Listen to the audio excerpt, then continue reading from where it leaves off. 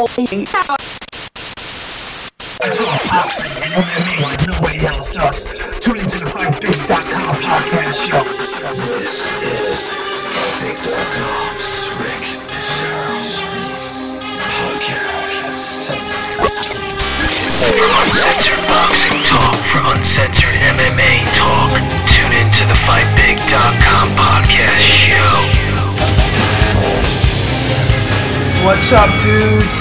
It's Friday, 7:30 p.m. I'm broadcasting here out of my lair, deep someplace in New York. What's up? It's been a little bit.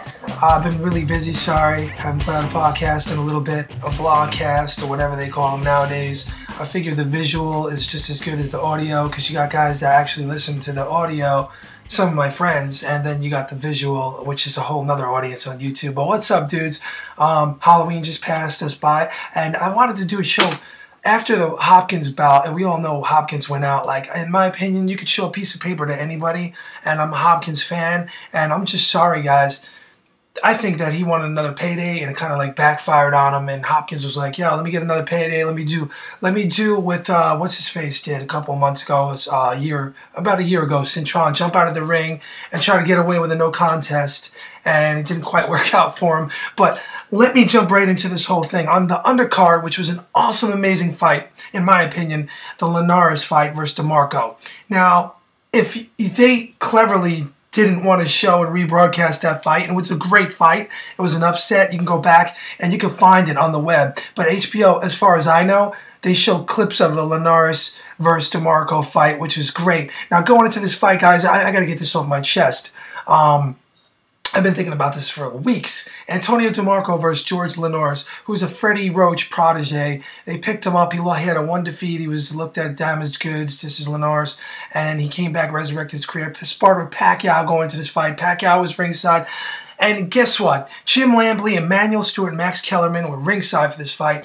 And they went on and on and on. I'm talking about straight out from the second round. I'm actually going to read it because I wrote it down.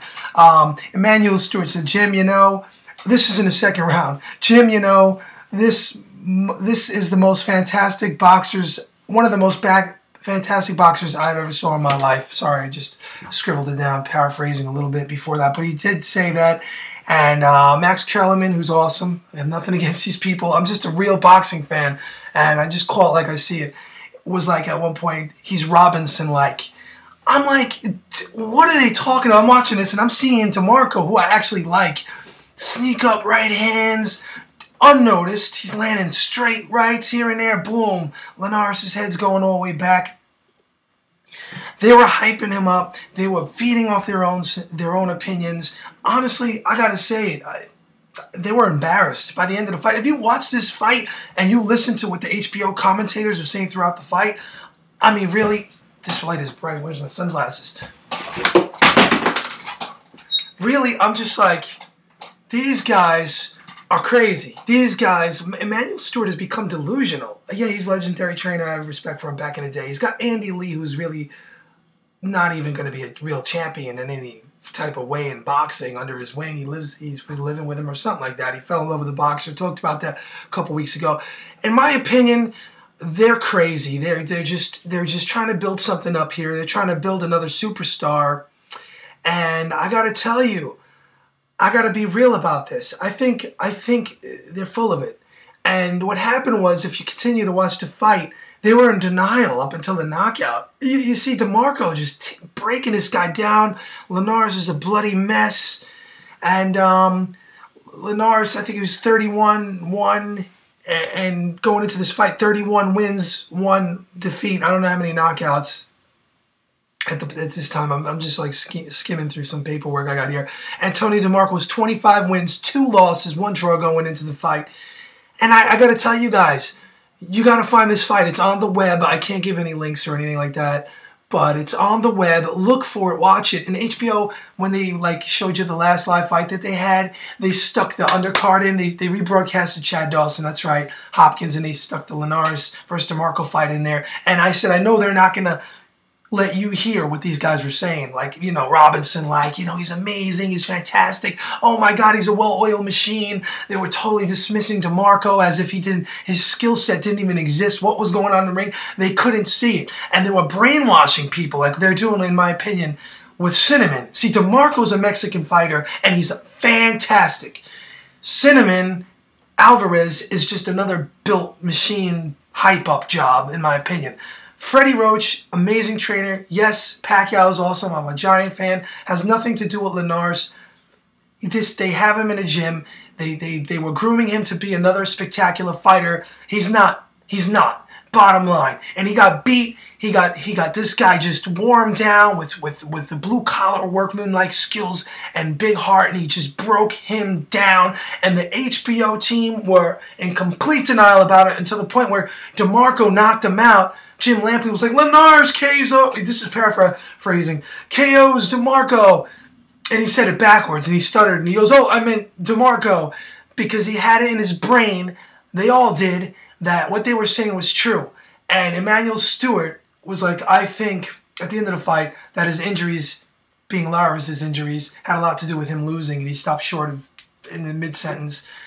Ridiculous. They were embarrassed. You could hear it. And this goes back to the whole point. What I'm trying to make the point is that don't try to fool real boxing fans. Real boxing fans know what they're seeing, but what they do is they fool the public. And you can't fool all the people all the time, you know, and you're not fooling me ever because I know what I'm looking at, and I don't get influenced by commentators that are sitting ringside. Yeah, they're on HBO. They know what they're talking about. They're there. They should know all the time, right? But they made a big mistake, and they were totally dismissing this guy's skills. Going back in the day, I think it was 99, I actually predicted that Barrera was going to defeat Nazim Hamed. And going into that fight, I think some of the HBO people were like all hyped up on Nazim Hamed, but they didn't realize what I already knew, that Kevin Kelly, who was aging at the time, almost knocked Hamed out. So I said, how the hell is Hamed going to beat a real boxer who changed his skills midway? Barrera used to be just a slugger, but he improved on his skills, and he was dominating, and he was great. It was just totally dismissing Barrera. A lot of people were laughing at me back then. But, you know, fast forward 2011, this is what went down and a couple weeks ago, and it was like, wow, really? Oh, I can't believe this. They're hyping this guy. You got to hear it. I mean, you could pull all the clips. All it is Linares, how amazing and fantastic and wonderful. And he's the next second coming of Pacquiao in the ring. I could see if you're saying that, if you're Emmanuel Stewart and you're saying that about Pacquiao or anybody, a Sergio Martinez, someone who's proven already, someone that went in there and fought quality opposition and was consistently banging them out.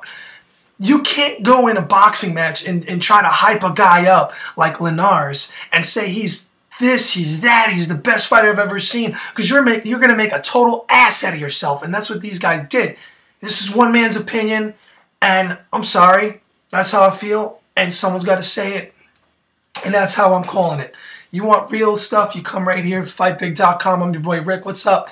So, the latest buzz today is Floyd Mayweather might fight Pacquiao. Pacquiao wants to take him out, take winner take all. He was joking on what was it, the Jimmy Kimmel show, one of those shows. And how do I feel about that?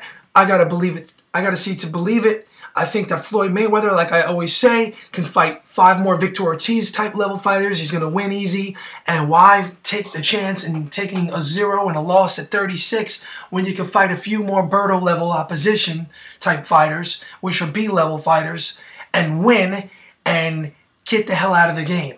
I mean, that's what I think he's going to do. There's always going to be an excuse there. So I'm not buying into any of this hype that after Marquez versus Pacquiao coming up in a couple weeks, that they're going to fight.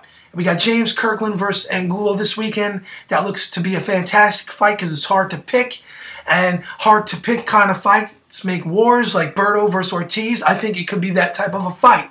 I got to go with Angulo because Kirkland's chin, he lost. He's just always getting rocked. And we all know how he got upset by that Japanese fighter. I should know the guy's name. It's kind of like in there, but, you know, I don't have it in front of me. And I'm just talking real boxing right off the head right now. And I'll tell you guys what. I'm going to be there watching this fight this weekend. Don't miss this one because it's going to be great. And I think at the end of the day, Angulo's going to be standing there with the win via KO. And I wouldn't be surprised if it went the opposite way. And usually those types of fights, I think the first man that lands hard punches has the better chance of winning this fight via KO. And Kirkland just shows on paper that he's chinny big time, and he's probably going to get knocked out this Saturday night. And I can't wait. It's going to be an awesome fight. These guys just go for it. They bang it out. That's going down, guys. I'm looking forward to Marquez Pacquiao. I still say the fight would have been a lot different back in the day. Marquez is 37 now, guys. Pacquiao's 32, going on 33. I'll tell you what, this would have been a different fight back in the day. Marquez has a style. He definitely does, I will admit it, to a younger Marquez to beat Pacquiao. Pacquiao has thunder in his punches. He has amazing power, and that's why he is superior to Marquez. Marquez is a wonderful fighter. I love Marquez. I really do. But he's 37. He's really more shop-worn than Pacquiao at this point. And I think those years, they matter big time. And I'll tell you what, I'm a fan of both of these guys. And I wouldn't be surprised if Pacquiao knocks out Marquez. He stops him. And I could be wrong, of course. Yeah, absolutely. I mean, Marquez could pull it all together again. Would they have a draw their first fight? Marquez was down 3 times, nose broken, looked like it was over, and he boxed Pacquiao to a draw. Pacquiao improved on his style, became more unorthodox. He uses both hands now, and the second fight could have went either way, people say, but I gave the edge to Pac because he did knock down he put Marquez on the seat of his pants. But I think now Marquez is 37. In the late rounds, he could stop him. Maybe earlier, maybe in the middle rounds. Either way, Pacquiao gets a win in this fight. I can't wait. I can't wait. I'm stoked about that. So, guys, I'm gonna just put this in real quick. I gotta get out of here. I got the band right now coming up, and out of New York City. Yeah, my man Coy. That's right. It's www.reverbnation.com/OLOM. Yeah, you want to hit these guys up. You want to book them for shows. They just rocked out last week. I think it was on Halloween in the city. Dudes are awesome. OLOM. I think it's an acronym. Check them out because they rock. And you got any music you want to submit, hip-hop, rap, rock, metal, whatever, you're a boxing fan, fight fan, you know me, you know I got your back, and I'll put your join in at the end of the show. So guys, go to fightbig.com, hit me up wherever, Gmail at fightbig.com, and I'm there. Now check out this song, it's pretty awesome, and I believe it's called Power. Now check it out, OLOM, rockin', and I'll see you guys shortly. I'll be back soon. Peace. For uncensored boxing talk, for uncensored MMA talk, tune in to the FightBig.com podcast show.